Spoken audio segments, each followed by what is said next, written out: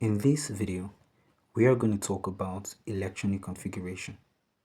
And this should be basically said under the general topic of atomic structures. So, we will deal with the shells of electrons and orbitals. And we would also talk about shapes of orbitals. And we'll also look at quantum numbers. So, let us start with the first, which is shells. So, what are electronic shells? Now, an electronic shell or a shell generally is just a space around the nucleus where electrons will be able to be found. Although we actually need to give a more specific definition when it comes to orbitals, so I would not actually base so much energy on shells. But let us look at them. For shells, you basically have the K shell, the L shell, and that should be M and N. So these are actually four very important shells that you have. Now, if you have a K shell, it's actually just one. And there is actually only a possibility of two electrons being on this shell. So you could only have this and this. Now for the L shell, you actually need to have two. So the K shell will be inside here. And then you could also have, or you should also have the second shell, which is the L shell. So this is actually supposed to carry a maximum of 8 electrons. Now these 8 electrons, they are actually spaced away from themselves. So while this is a K shell, this is the L shell. Now inside we have the K shell also there. Now how about the M shell? So the M shell, that needs to have 3 basic shells. So the first is this one. And this will be the second, which of course should have 8 electrons as a maximum number of electrons on it. And then we have the third, which basically is the M shell. Now the M shell should also have 8 maximum number of electrons within it. So this is the M shell, and this is a K shell. Whoa, that should actually be the M shell. So I need to rewrite that. Then from here, we actually have a K shell. So that goes on as you continue to write out the shell diagram for the N shell. And that is basically what we mean by shells. Now there is actually a formula that you need to tell you the number of electrons that there are within a shell. And that is actually equal to, so let me write that, the number of electrons within a shell. And that is basically equal to 2n squared. Now n there actually stands for the number of shell, or the shell number. So in this case, we are actually going to see for the K shell, we have n to be equal to 1. And L, we have n to be equal to 2. And this is going to be equal to 3. And this will be 4.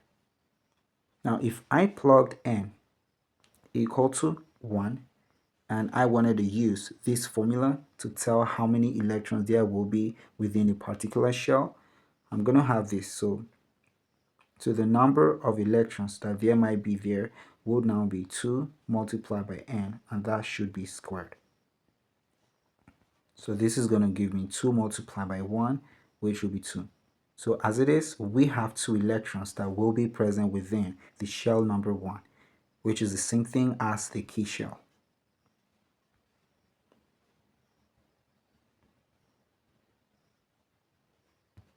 That means for the K shell, we have it carrying a maximum of, so that is just going to be a maximum of 2 electrons. How about this one? So you still need to use the formula, and this is basically going to be 2 multiplied by n, which in this case is 2, and that should be squared. So this is 2 squared, which gives you 4, and that will be 2 multiplied by 4. So that basically gives us 8 electrons. And so we know that the L shell should carry 8 electrons. How about the M shell? So M has the shell number of 3. So that should be 3 squared. Now 3 squared is 9. 2 multiplied by 9, that should give us 18 electrons. So what we want to say is that for the M shell, there could actually be the maximum of 18 electrons that will be present within the M shell. How about the Nth? So this should be 2 multiplied by 4 squared. So this is 16, and 2 multiplied by 16 is basically 32 electrons. So as it is, we have 32 electrons being present within the N shell. So that is what you need to know for one. Now you could have electronic configurations based on the K, L, M, and N shell configuration. Now before we move into that, we just need to say some little bit of more things. So let us go to the second subtopic in this tutorial, which is about orbitals. So I can wipe this one also out. Now, what are orbitals? So basically, an orbital is a region of space around the nucleus of an element or the nucleus of an atom of an element, around which it's very, very possible to find electrons. So basically within orbitals, that is actually the region of space where the probability of finding an electron is very, very high. So that is basically what you need to know. Now these ones that you see here, they are basically shells. But these shells, they do have orbitals. And this one. So this is the third, and this is going to be the fourth. Oh, I think I need to redraw this. So these are the four. You could have just a K shell, and then this one, which is actually combination of the K shell and the L shell, and this is the combination of the K, L, and M shell. And this last is actually the combination of the first three with the last, which is the N shell. But within each of these shells, there are actually orbitals. Now, instead of calling it orbitals, I would actually make it more basic. So what you need to know is that within these shells rather, you actually have subshells. Okay, so subshells are lower than shells. Now bear in mind, shells could also be called as energy levels. But after shells, you have subshells. Okay, so you have subshells such as S, you have subshells such as P, and then you have such as D and F. So these are the basic subshells that there are in chemistry. So we want to look at them. Let us see what they are and specifically what they carry or contain within them.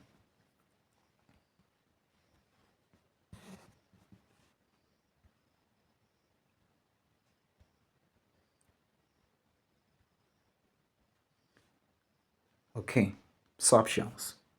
Now, we have the first, which is the S subshell, and there is the P, and then there is also the D, and the last one is the F subshell. Now you might have most probably been wondering why we did not call these orbitals, but you would actually just know that in a minute. Now the first thing that you need to realize is that these actually would carry some other orbitals within them, and those are the components, or I should actually just say containment, which are actually called orbitals. But these ones, we should actually call them subshells. Now, for this, which is the S subshell, S basically stands for the word subsidiary. Then you have P, which stands for principal. Then there is D, which stands for diffuse. Then you have F, which stands for the word fundamental. Now, the S subshell, it actually has only 2 electrons within it. The P subshell, it has 6 electrons. The D, it has 10. And the F, it has 14. So there is actually a difference between subshells and orbitals, because orbitals could generally only just carry a maximum of 2 electrons. They can never be more than 2. Okay? Now, for the subsidiary subshell that you see and everything, and the principal, the diffuse, the fundamental, and all. We need to know the number of electrons that there might be within that subshell. So let us say that the subshell number, let us say, is L. Now, let's say it starts from 1. Well, I think I need to rewrite this. So this is 1, you have 2, and then you have 4. So you could actually tell the number of electrons within a subshell. So I think I could just write it this way. So the number of electrons within a subshell. And that basically could be written as 4L minus 2. This is actually a very reasonable formula that you could use to find the number of electrons within a subshell. So let us see, the first subshell is subsidiary, which is going to be L equal to 1. Now take note, this is an uppercase L, because there is actually a part in this video where we would come to the small case L, which is actually going to be different. So bear in mind that there is actually a difference. Now, where we have L to be equal to 1, we're actually going to have the number of electrons within that subshell to be 4 multiplied by 1, and then this will be minus 2. So we're actually going to have 4 minus 2, which gives you 2 electrons. So basically what this tells us is that the S subshell would only have a maximum of 2 electrons totally within it. Okay, so that is what you need to know. Now, how about the second shell? Sorry, the second subshell. So that is going to be L equal to 2. So what will be the total number of electrons that the subshell P should have within it? So we know that for subshell P, L is equal to 2. So this should be 4 multiplied by 2 minus 2. Now this gives us 8. So this is 8 minus 2. Now 8 minus 2, whoa. So that gives us 6. So we know that for the subshell P, you need to have a maximum number of electrons as 6. Now let us try it for the subshell D. So that is going to be equal to 3. Let us wipe this out. So this is 3. So that will basically be 4 multiplied by 3 minus 2. Now 4 multiplied by 3, that gives you 12. And so that will be minus 2. 12 minus 2, that gives us 10. So for the D subshell, we need to have a total of 10 electrons within it. Now how about the fundamental? So for the fundamental, we have L to be equal to 4. So this is 4 multiplied by 4, and this will be minus 2. So this basically gives us 16 minus 2. 16 minus 2, that is going to be 14 electrons. So for the F subshell, you basically should have 14 electrons as a maximum number of electrons that there could be within that subshell.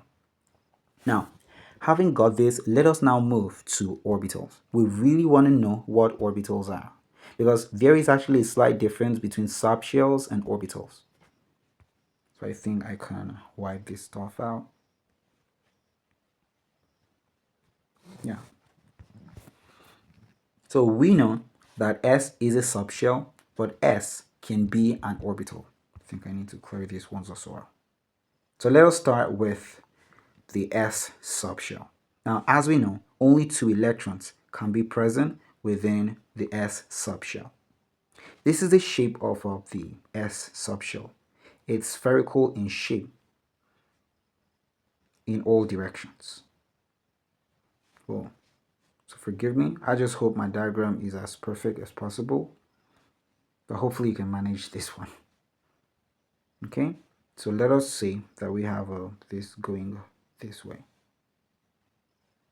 Well, we need to redraw that. Yeah. Then we have another one going this way. Let us see, moved this way. Yeah. So this is actually the spherical shape of the orbital that is present within the S subshell. Since we know that for S, L is equal to 1 and it can only carry a maximum of 2 electrons, then you need to know that this forms the basis of an orbital. So I could use a box to represent an orbital, which would carry only a maximum of 2 electrons. So as we know, s orbital can actually form an orbital. So as a subshell, it could also act as an orbital. Now, the orbital will be the building block for us to form all the other subshells. So let us go to the p subshell. Now we said that the p subshell should carry what? Should carry 6 electrons, right? But we know that an orbital can only carry 2 electrons. But we need to have 6 electrons for the p subshell. And so this creates 3 orbitals. So this is 1, this is 2, and this is the third. Now each should carry 2 electrons, and that will create or that will add up to the 6 electrons that we need for the p subshell. Now having got that, let us go back. What is the shape of a p orbital? That is orbitals which are present within the p subshell. That is a dumbbell shape. So the dumbbell shape is a shape for p orbitals, orbitals within the p subshell. Now this is the structure. So let us first of all write the box diagram. We have this, something like this, and there is actually gonna be 2 electrons within each orbital. Then this one, we're actually gonna call it px. This, we're gonna call it py. And this, we're gonna call it pz. Okay? Now, all these orbitals that you see here are actually oriented in different directions. Okay, so one orientation is directed towards the x-axis, another is towards the y-axis, and another is actually towards the z-axis. So that creates 3 different orbitals, and the shape is actually a dumbbell shape. So let us see the shape for p orbital. It should basically be written this way. So I could write maybe let this be ry and this be x. So we have to make px the first. So this is basically what you have for the first, which is the px. Now I'm just gonna draw the z orbital.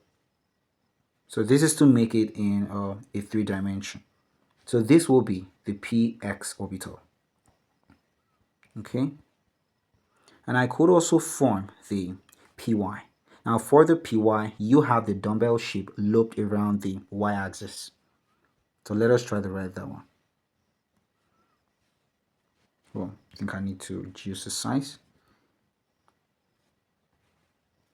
So this is going to be the x-axis, and this is the y. So let us draw that. Yeah, so that is what you have for the py. Now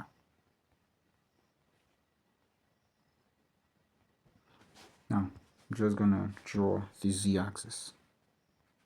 So this is the z, and of course this is going to be the py orbital. How about the pz? How's it going to look? Now for the pz, this is what we're going to have.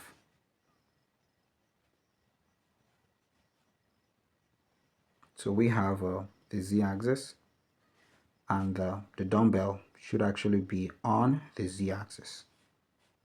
So this is what you have.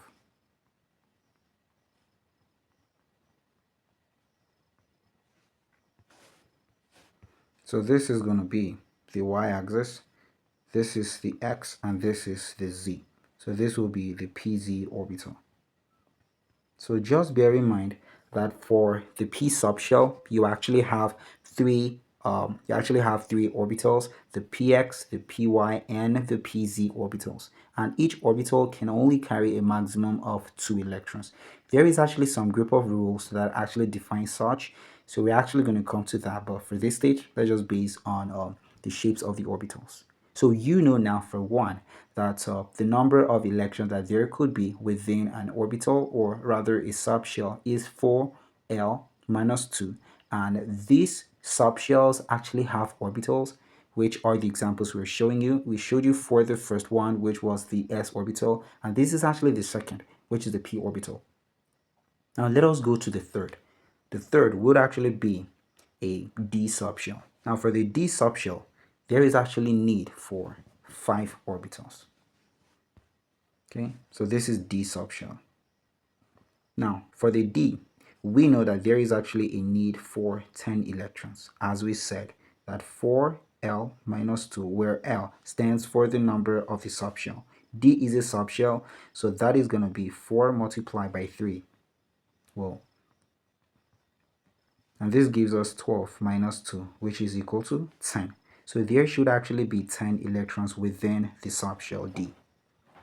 But we know that an orbital should only carry 2 electrons on a maximum. So how are we going to work this out?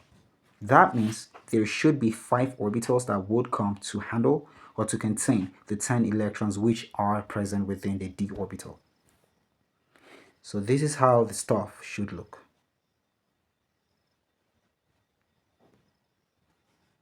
This is the first, this is the second, this is the fourth, and this is the fifth, right? So there is actually 5 orbitals which will be present within the d subshell, and we need to know what the names of these orbitals are. So the first one is called the dxy. The second is called the dxz. Then you have the last, well, I should actually say the third, not the last. That is dyz. Then you also have ds, rather, that is dx squared dash y squared. And there is the last one, which is the dz squared. Now, for this first two, you could also call them the T2G set of orbitals. This is just a nugget, by the way. It's not so needful for a stage, but at least it should make something serious. Then we have these last two, which are actually called the EG set of orbitals. Now, we need to know the diagrams for each of these orbitals. And of course, we already know that each of them should only carry a maximum of 2 electrons. So that basically is not our point of attention. We actually just want to find out what will be the shapes of these orbitals.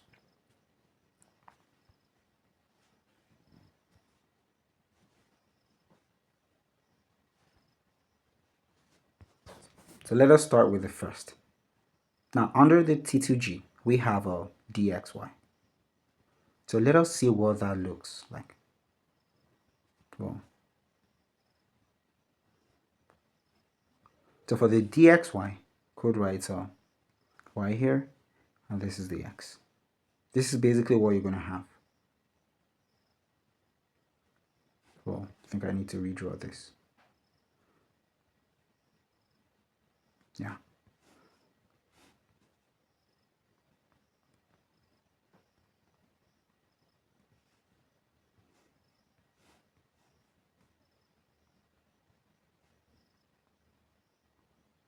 So this is actually going to be the dxy orbital.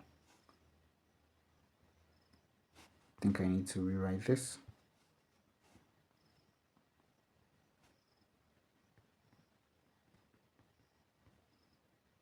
Or should just wipe this one out. Yeah, so this is the dxy orbital. Now, let us look at the second of the T2G set.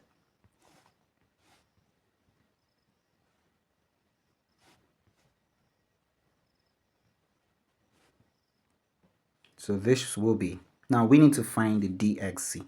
So in this case, I will just need to change the axis from x and y to z and x. So we would have something like this.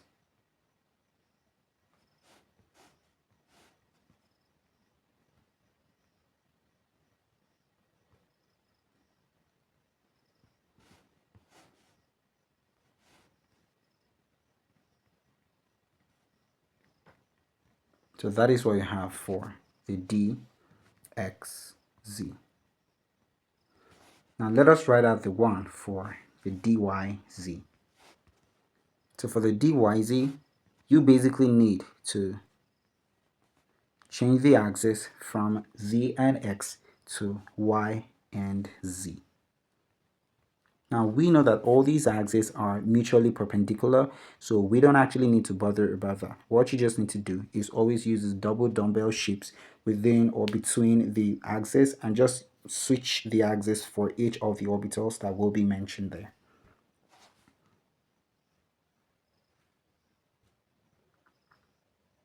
So this is what you have. Then now I'm gonna use the yellow. This is what you have. Then you also have this other one. So this is the DYZ. And all these ones are actually called the T2G set of orbitals. So these are the first three orbitals under the D subshell. Each of them should have only 2 electrons. So just bear that at the back. Now let us see what the other set will be, which is actually going to be the EG set. So I'm actually going to call these ones the T2G set.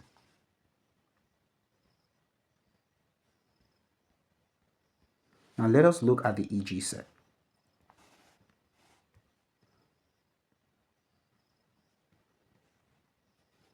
So for the first EG set, that is dx squared dash y squared. So for those ones, this is actually what you have.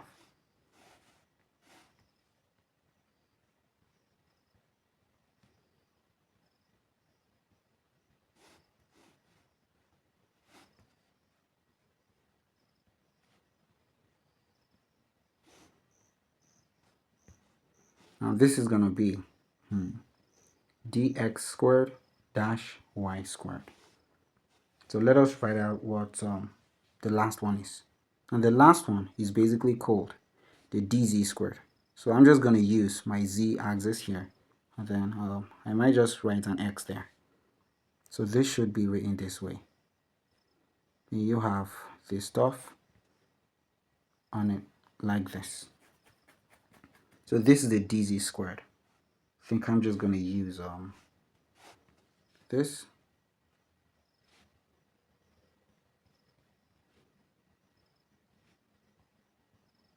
So that is what is there. Now this one is called the dz squared. So as I said, this is the EG set. Now you have the T2G set and the EG set for the d orbitals. So you just need to bear that at the back of your mind. Okay. Now the next thing we need to do is to find out about the electronic configuration of the elements that you have in the periodic table. So let us jump right into that.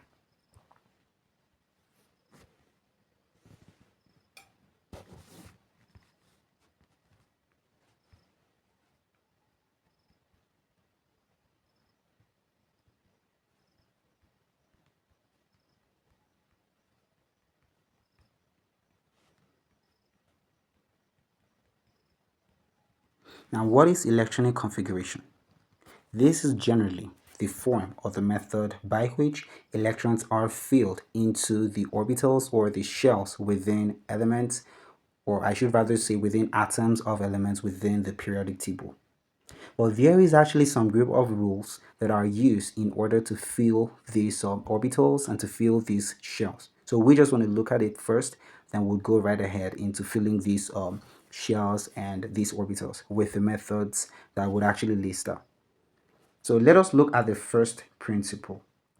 And the first principle I would say is the Aufbau's principle.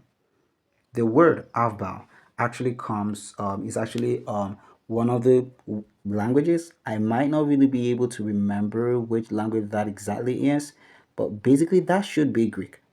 But the meaning of Aufbau is actually building up, something like that, okay? So if you hear the word Aufbau, they're basically trying to say build up. Now, what is the statement of the principle of Aufbau? How does it work? So the Aufbau's principle basically says that in order for you to fill shells, you need to go in an ascending order. You need to actually go within a hierarchical order. So what it basically states is that electrons go into orbitals according to the order of increasing energy levels. Now, there is actually an increasing energy levels as you increase the number of shells. Now, the first shell is the K shell. Then you have the second, which is the L shell, and there is the M shell and the N shell. The energy that the K shell has is actually different from the one of the L.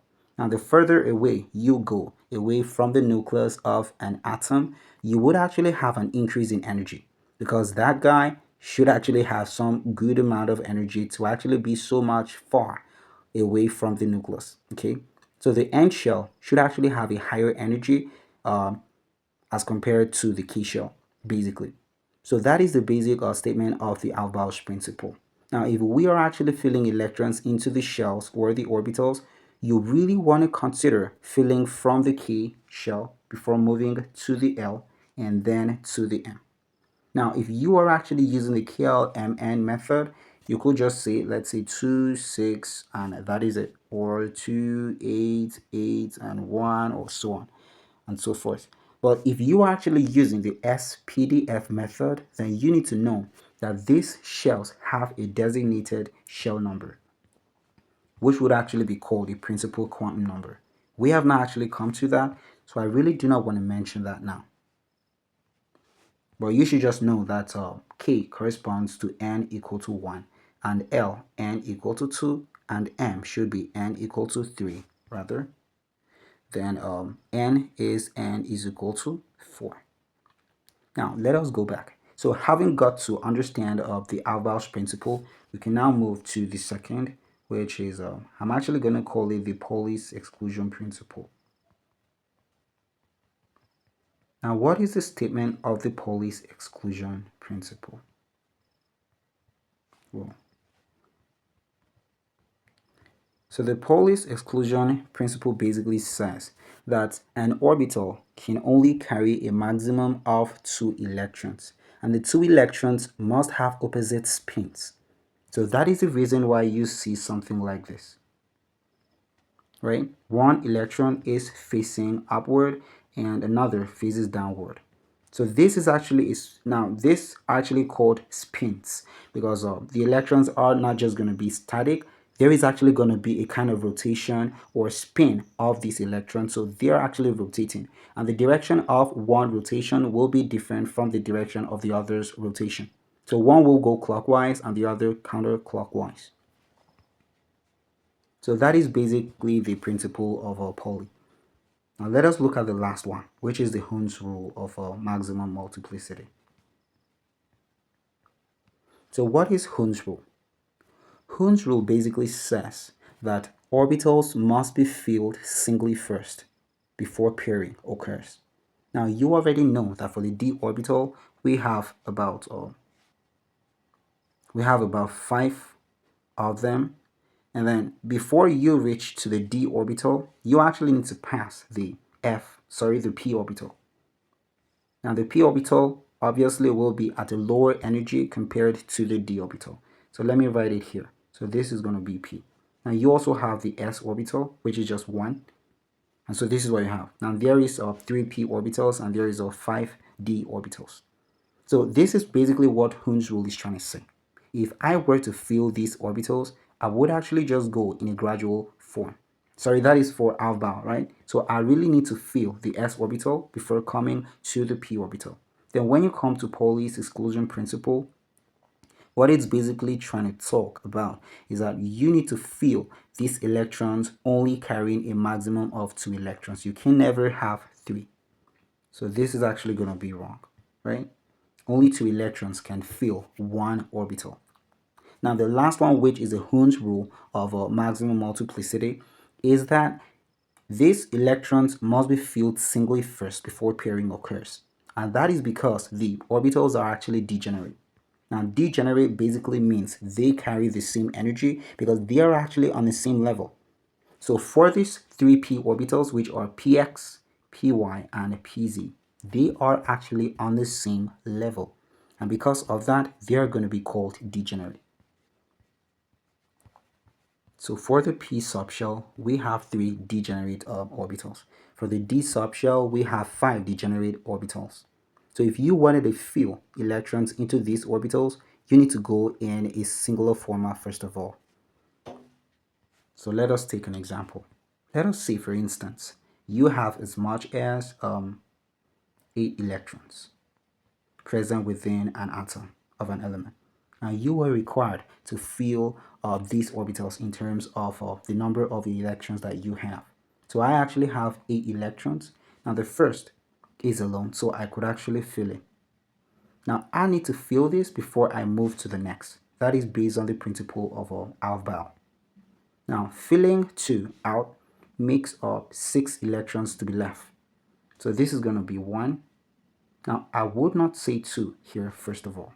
What I'm actually going to do, I'm actually going to fill this, or rather place 1 electron there and another here, because they're actually all the same and they have equal rights to have electrons. So this is 3. Now I need to pair them again, because that is also what we said about Aufbau. You will not be permitted to move to the next level except you have completely satisfied the previous level. Okay, so that is how these principles work. And if you are able to tell these ones, it will be very easy for you to write out the SPDF configuration and also the KLMN configuration. Now let us move directly into the filling. Having got these principles, let us try to do these ones.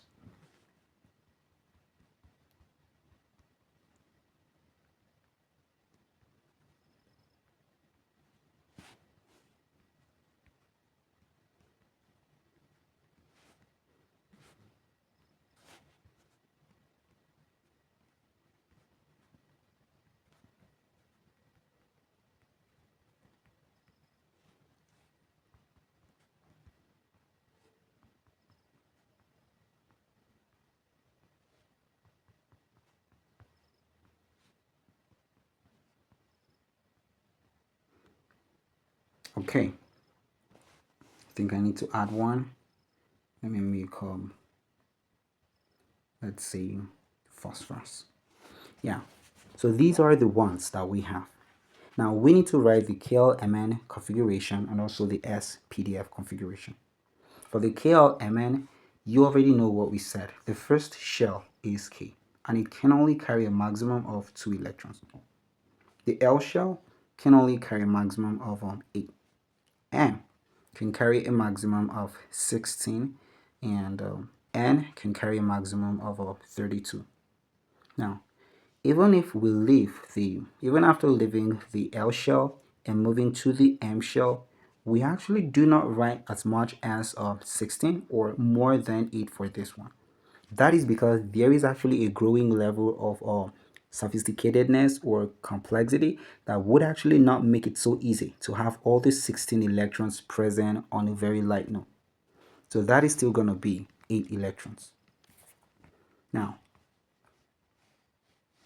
the next thing you need to consider is actually the fact that, well, I think I need to wipe this out. You need to consider the proton number or the atomic number for each of these elements. Now for sodium, we actually have 11 electrons. So this is 11 electrons, and you need to fill it into the orbitals which are present within the sodium atom. So let's start with the KLMN method. Now for the key, I think I'm just going to write it this way.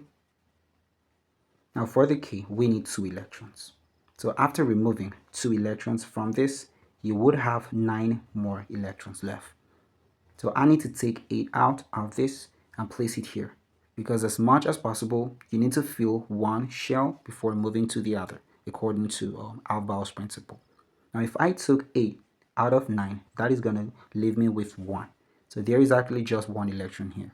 Turns out to be that we do not really have anything for the M shell. So this is just going to be the KLMN configuration for sodium. That is going to be 281. Now let us see what magnesium 2 plus is going to be.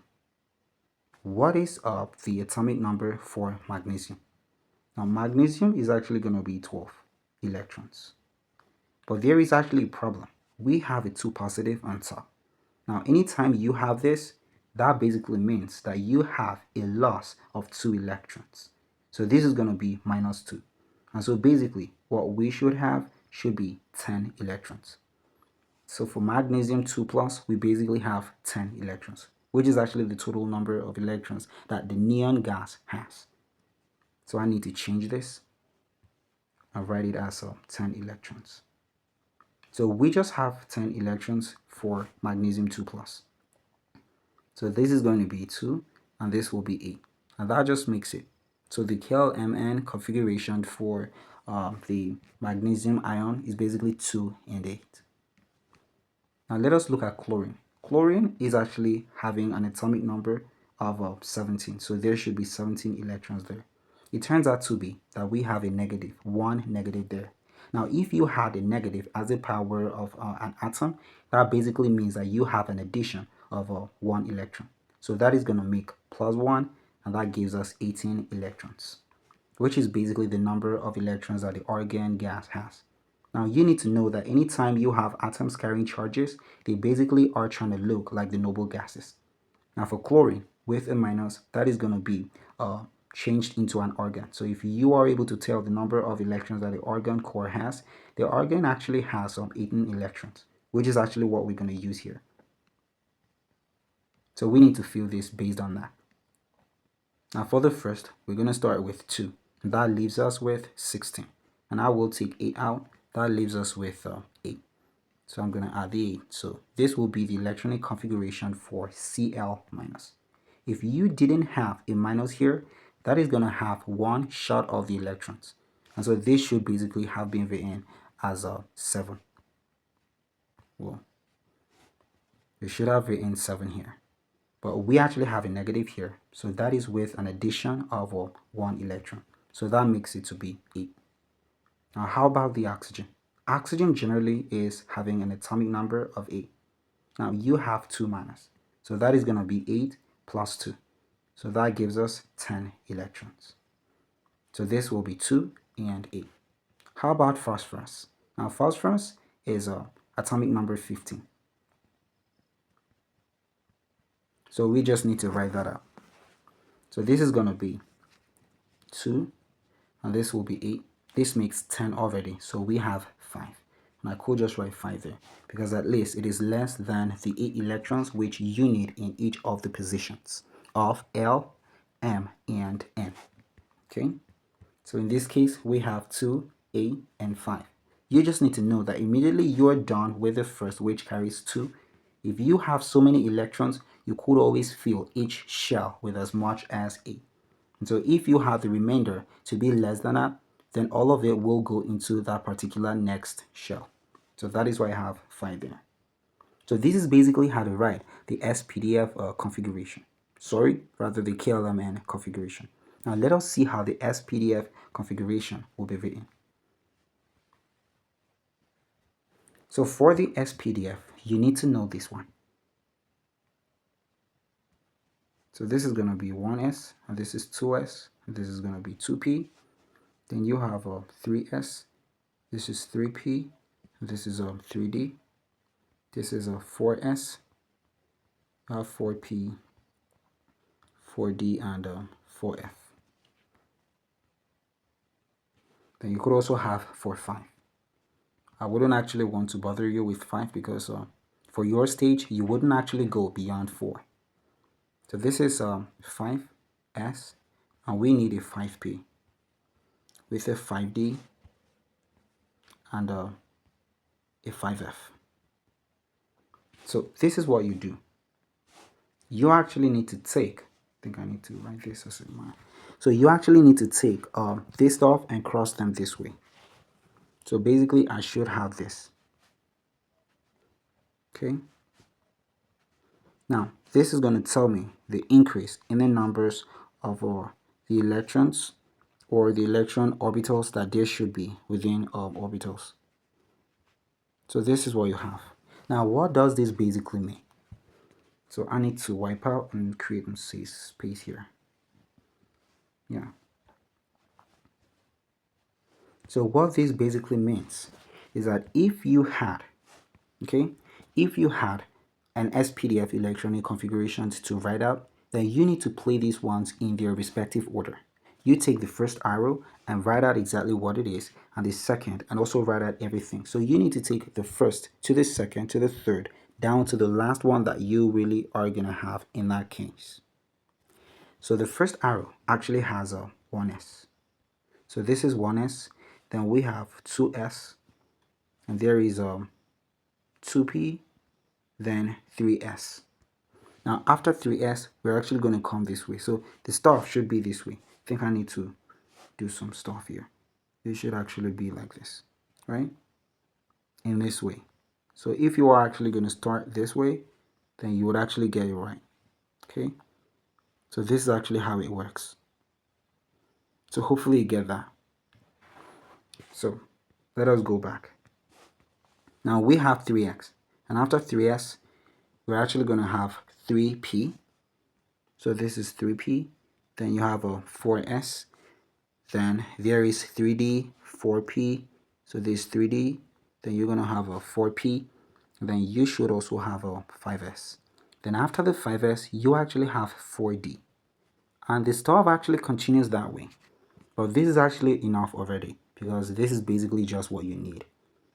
Now, we're actually going to use these ones to tell the number of electrons that you should have.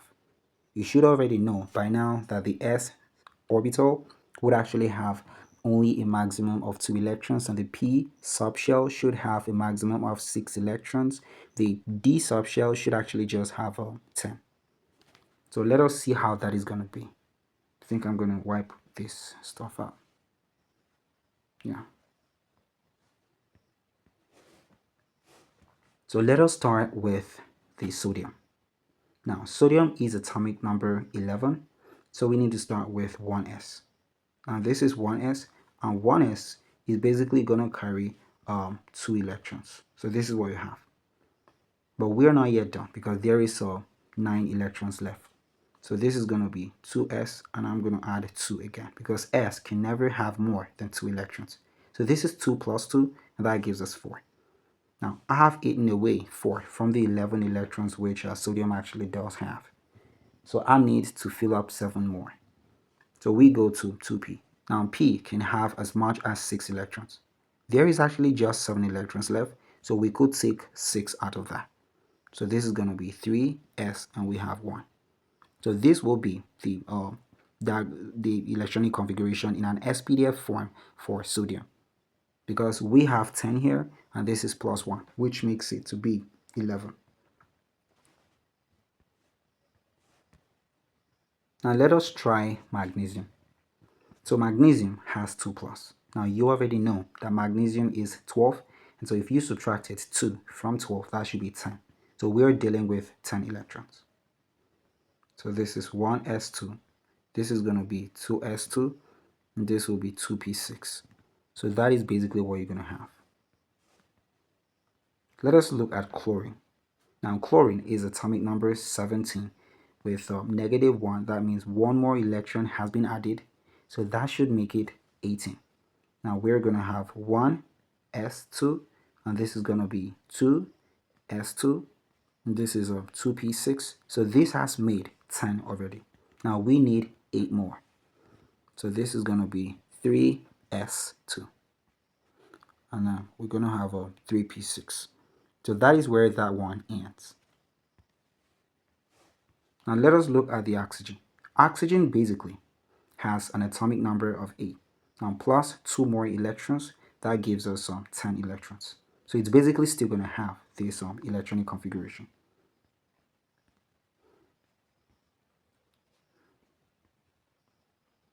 How about P? What is P going to look like? Now we know that P is atomic number 15. So we have the first to be 1s2, and there is a second, which is 2s2. Then you have 2p6. This makes 10 already, so I need 5 more. Now the next orbital that should be there should be 2s2. Okay, sorry, that should be 3s. Now there is actually supposed to be 2 electrons for that one. And the last one that we have, that is going to be 3p and 6. So this is what you have. Now, if you have these electronic configurations and you are required to decipher the position that element or that atom is or has on the periodic table, and also to tell what element it is, and also to tell whether or not you are dealing with a metal, a non-metal, an alkali metal, and so on, how are you going to show it? So let us try to show that.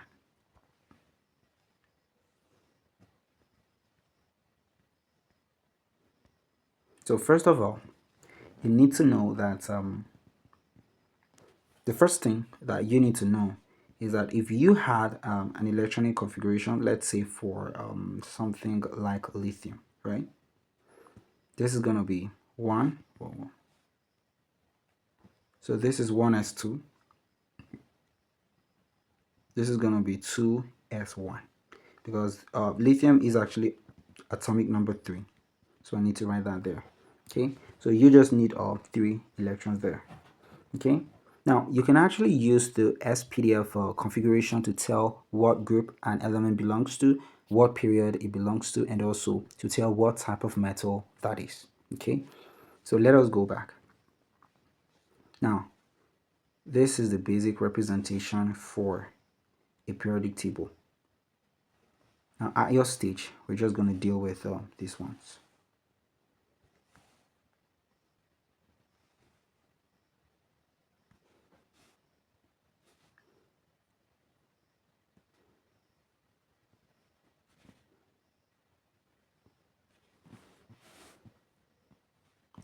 Hopefully my diagram is good enough.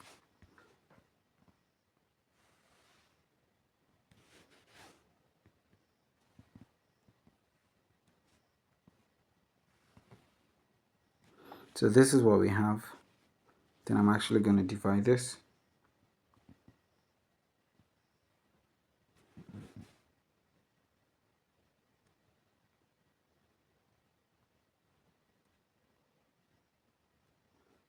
So let us start. This is actually going to be group 1.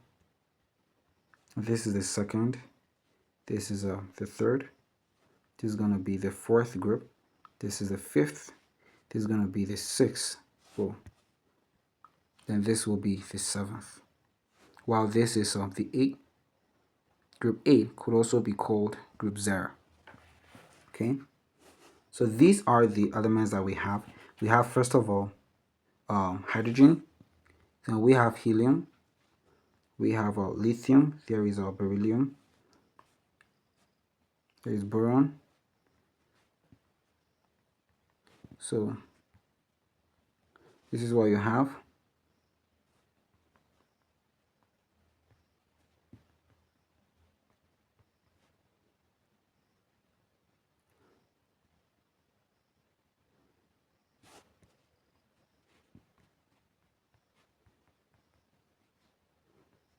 Well, so I need to add one more here. That is calcium.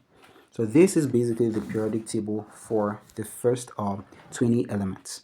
Now, these are groups, right? So for the first group, we have helium, lithium, sodium, potassium, and stuff. Then we also have group 2 and the others. Now, this one is called the first period. This is the second, and this is the third, and this is going to be the fourth. So for the first 20 elements, we have as much as 4 periods and 8 groups. This is the basic form of the periodic table for your stage, right? Now, you need to know that elements which are present within a particular group would have the same number of valence electrons. So for lithium, let us see. Let us start with lithium. Now, we know that lithium is atomic number 3. So that is going to be 1, S, and you're going to put 2 electrons here, and this will be what? 2s what? 2s1. Now you need to pay very close attention to this part. The highest number of the shell number within the electronic configuration is actually going to tell you which period that group belongs to. Now this is actually 2. So lithium must belong to the group 2, as you can see there. And then the other thing is you're actually going to combine all the numbers that are present within the orbitals present or associated with the highest number, that is with the highest shell. In this case, we have 2 to be the highest shell, that is going to be the L shell.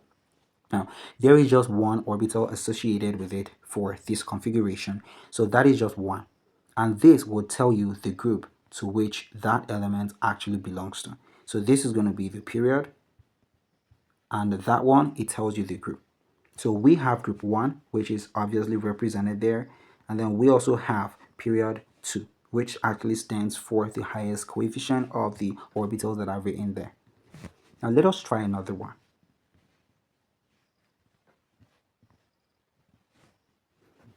How about this one? Let us see. We're talking about sulfur. So sulfur is atomic number 16. Okay. So what is going to be the electronic configuration, and how are you going to tell which position it actually possesses on the periodic table? So this is what you're going to do. Now, you have 16. So we're going to start with 1s2. Then you have a 2s2. Now this is going to be, so you're going to have 2p, and that is going to be 2p6. And so this gives us 10 already. Now we need 6 more. So this is going to be 3s. So this is 3s2, and then we're going to have 2p6. So this is what we have. Now what we will consider will be this part, because at least we have the highest coefficient here, which is 3. Now 3 tells you what period the element you're talking about belongs to. So this should be period 3, which is actually reasonable because we have this as a position for sulfur, right? Now the next thing you need to do is to combine all the numbers which you have, because in this case we actually have 2 of the third shells. So you need to add the value of the electrons which are present in the first orbital of the third shell with the second orbital of the third shell. That is going to be 2 plus 6. So that gives you 8. Whoa. There is actually a mistake here. I actually needed to write this should be a 4. Because you already have 10 here, so you need 6 more. So this will be 2 plus 4. So that makes it 16. So you're going to add 2 with 4. So that gives you 6. So this should belong to group 6. As you can see, this is the 6th group, which corresponds to this stuff. Okay? So this is basically it. Now you could be given the electronic configuration of elements and asked what group it belongs to and also what period it belongs to. Hopefully by now you should be able to do that by yourself. And the last thing we want to do is to find out what quantum numbers are. Now there is actually 4 quantum numbers that are present within chemistry. The first is called the principal quantum number.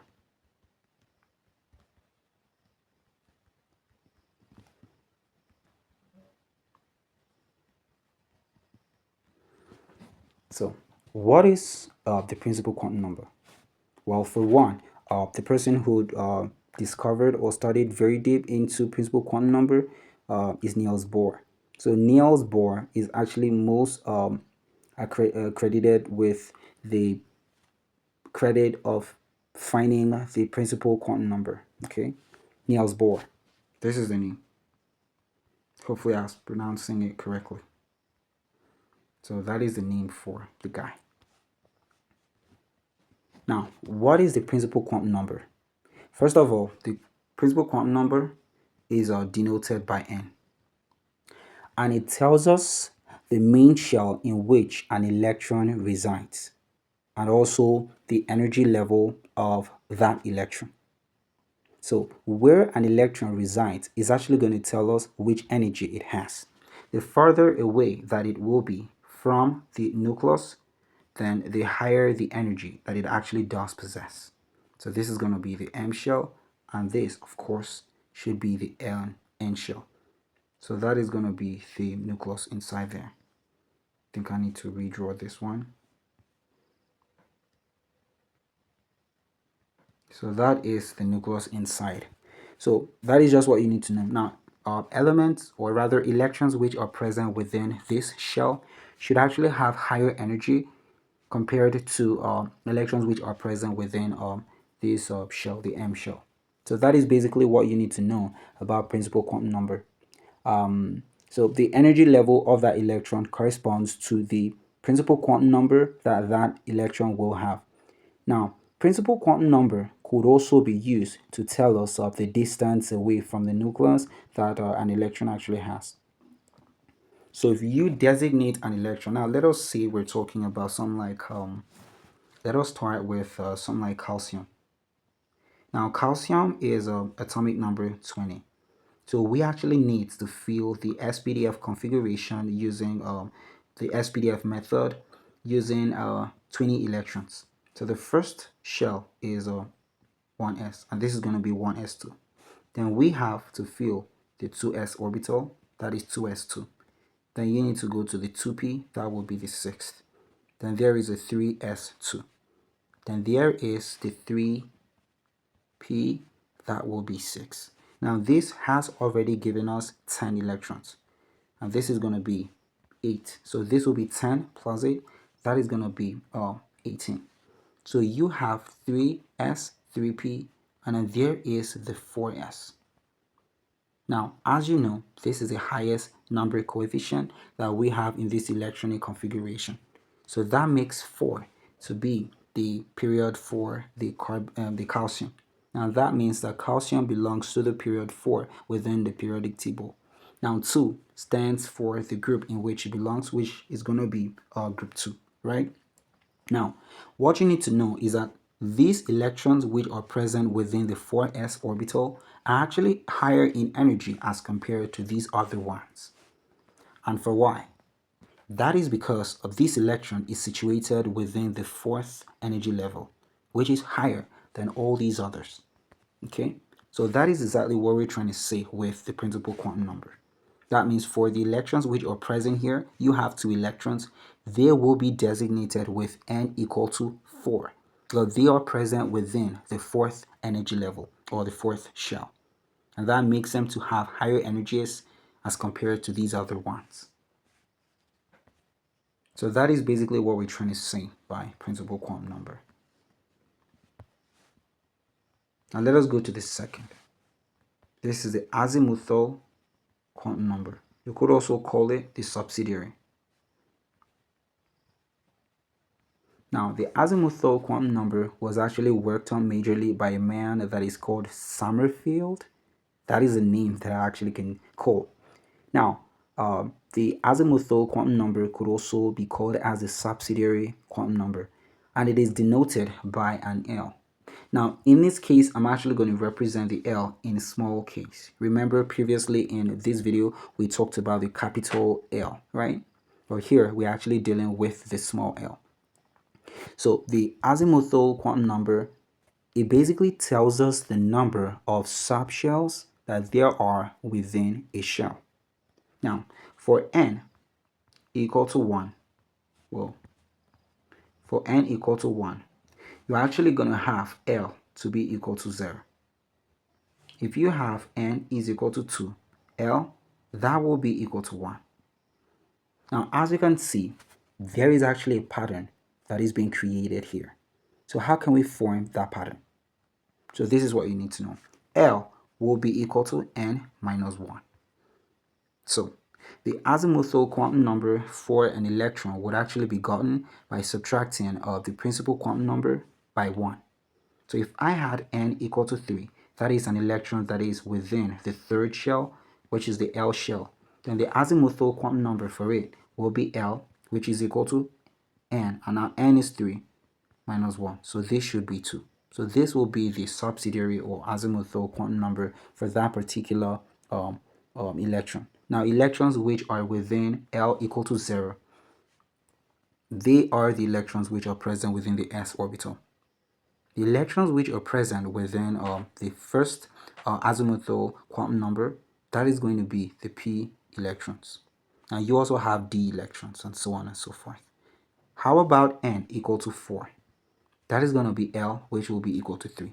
And so you're actually basically going to have electrons of the f orbital or F subshell to say it more. So you need to know that the azimuthal quantum number, it also tells us the angular momentum that an electron has, as well as the shape of the orbitals.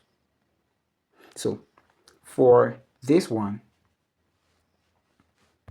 the orbital angular momentum, which is written as a capital L, will be equal to the square root of small l into L plus 1.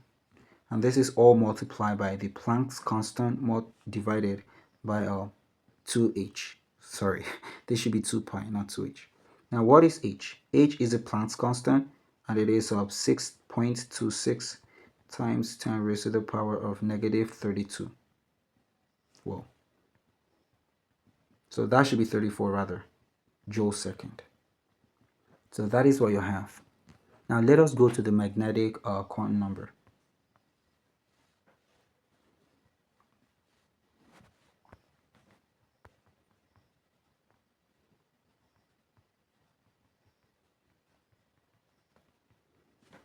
So what is the magnetic quantum number?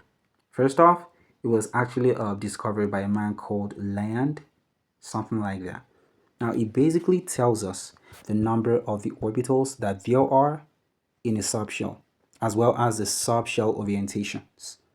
Now for magnetic quantum number, you could only have values being m, positive L to negative L, including 0. Now 0 would actually be part of the stuff involved in this. Now for azimuthal, we had L, and that is equal to n minus 1. And then for the magnetic quantum number, you have this. So if you had something such as, let's say for instance, you had L equal to 2. Now, the number of orbitals that will be there, so the number of orbitals that will be there should actually be equal to 2L plus 1. So this is going to be 2 multiplied by 2, and that will be plus 1. So this makes it to be 4 plus 1, and that is actually equal to 5. So you actually have 5 orbitals present there, and this is reasonable, right? That is corresponding to the D. So how are you going to write it? What is going to be the magnetic quantum number for it? Now, if you have this, you're actually talking about 5, right? So this is how it's going to look. So you have m equal to 5. And that would actually start from plus 2 to plus 1. And then you're going to have 0. And there will be a minus 1 and a minus 2. So this is how the stuff is going to look. How about if you had L is equal to 3? So the number of electrons should actually be equal to 2L plus 1. So take note, here you actually have m is equal to 2L plus 1. Okay? So this should give us 2 multiplied by 3 plus 1. Now this is going to be 6. So this is 6 plus 1, and that will be 7. So there should be 7 of them, 7 of the magnetic quantum numbers. So that is going to be from plus 3. Then you have plus 2. There will be plus 1, 0, minus 1, minus 2, and minus 3. So that is basically how to write the azimuthal or quantum numbers. Now let us go to the last one. So the last one that we have here, that is the spin quantum number. So how do you show it? The spin quantum number was actually discovered by a man that is called Ublenbeck, and also another man that is actually called Goldsmith.